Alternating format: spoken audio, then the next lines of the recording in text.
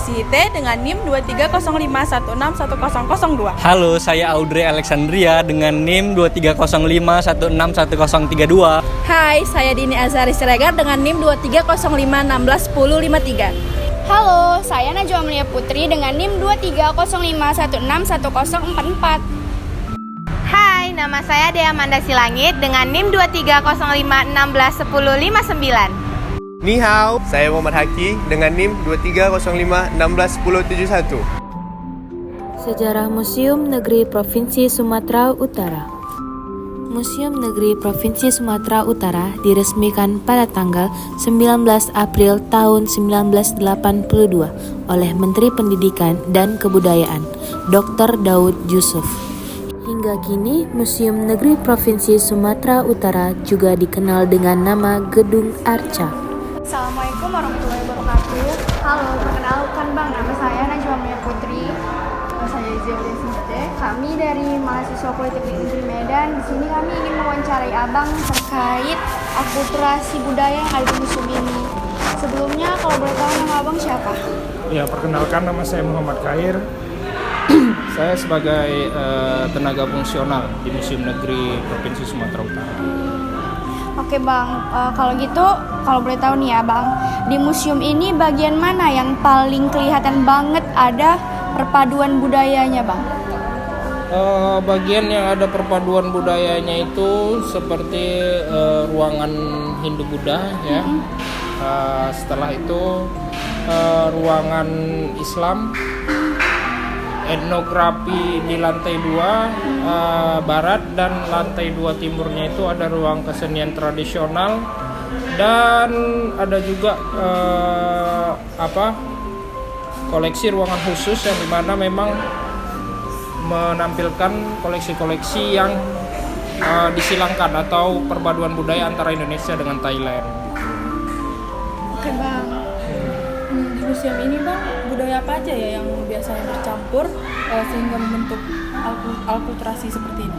Ya, biasanya kebudayaan bisa juga dari keagamaan ya, seperti yang saya sebutkan tadi, Hindu Buddha biasanya diakulturasikan atau diperpadukan sama kebudayaan Hindu ya. Hindu Buddha pada masanya itu bisa dari Asia Selatan ya, terus juga dari kebudayaan Islam ya, biasanya dipadukan oleh budaya dari Timur Tengah ya.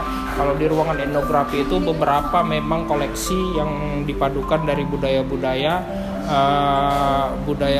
yang kuno lah, dari asal negara Hindu atau Buddha gitu. Nah, kalau yang di ruang kesenian tradisional itu ada alat-alat musik ya, alat musik seperti kecapi itu kan itu berasal dari daerah Timur Tengah. Dan ada juga seperti koleksi-koleksi keramik itu berasal dari Tiongkok ya, dinasti Ming, dinasti Qing, dinasti Qing. Dan ada juga di ruangan khusus itu rata-rata koleksinya itu dipadukan dari budaya Thailand. Terus Bang, bangunan di museum ini sendiri tuh ada nggak sih Bang unsur akulturasinya? Kira-kira di bagian bangunan yang mana ya Bang?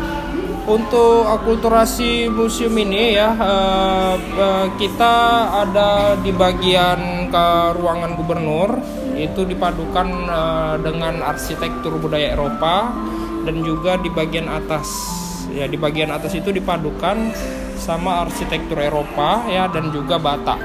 Ya, ada ornamen-ornamen Batak, tapi atapnya itu menjulang tinggi. Itu rata-rata memang bangunan di Eropa seperti itu. Gitu. Menurut Abang, benda apa ya Bang di sini yang awalnya bukan dari Sumatera Utara, tapi akhirnya menjadi bagian di gedung Arca ini? Benda yang memang bukan dari Sumatera Utara seperti yang saya sebutkan tadi, ruangan koleksi khusus itu semua full dari Thailand.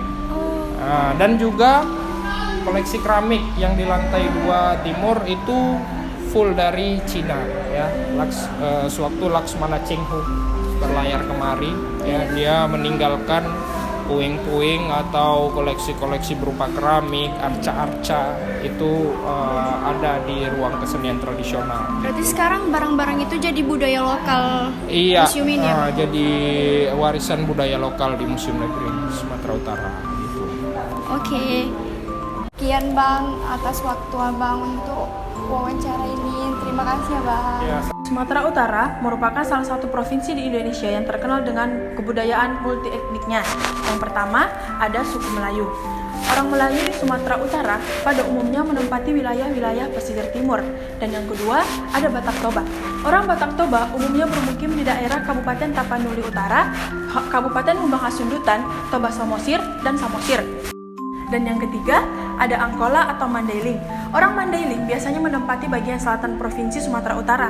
Orang Angkola bermukim di daerah Kabupaten Tapanuli Selatan, Kota Padang Sidimpuan, Kabupaten Padang Lawas, dan Kabupaten Padang Lawas Utara, dan telah menyebar di daerah lainnya.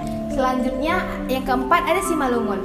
Orang Simalungun menghuni kawasan yang kini secara administratif merupakan wilayah Kabupaten Simalungun, Kota Pemantang Siantar, Kota Tebing Tinggi, Kabupaten Sedang Bedagai, Kabupaten Batubara, dan Kabupaten Asahan. Selanjutnya ada Pakpak.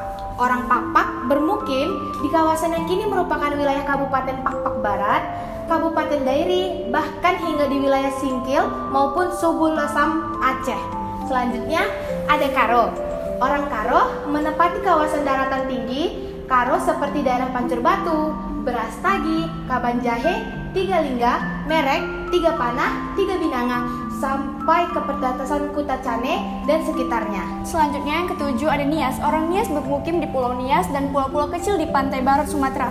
Selanjutnya ada pesisir yang biasa dikenal dengan Tapanuli Tengah dan Sibolga. Sistem kekerabatan dikenal sebagai adat Sumando. Adat Sumando ini merupakan formulasi adat Minang, adat Batak, serta ajaran Islam.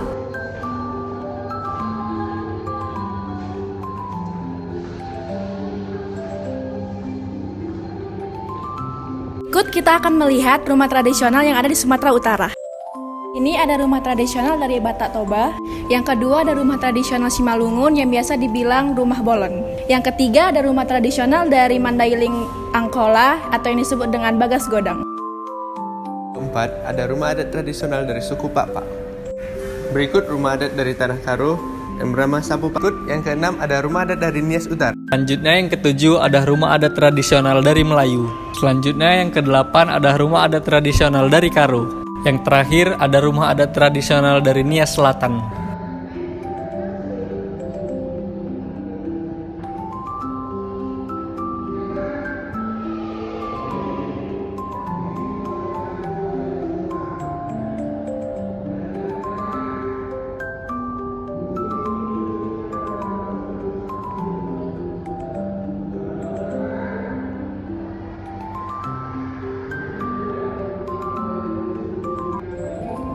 Berikut komposisi penduduk di masa kolonial. Di sini ada pedagang Tionghoa, lalu di sini ada buruh Jawa, lalu di sini ada tuan tanah Eropa dan kulit Tionghoa. Berikutnya ada bangsawan Melayu, lalu ada centeng Karo, lalu ada tentara Belanda, lalu ada kuli India. Dan di museum ini juga terdapat Candi Bahal yang terletak di Desa Bahal, Kabupaten Padang Lawas Utara.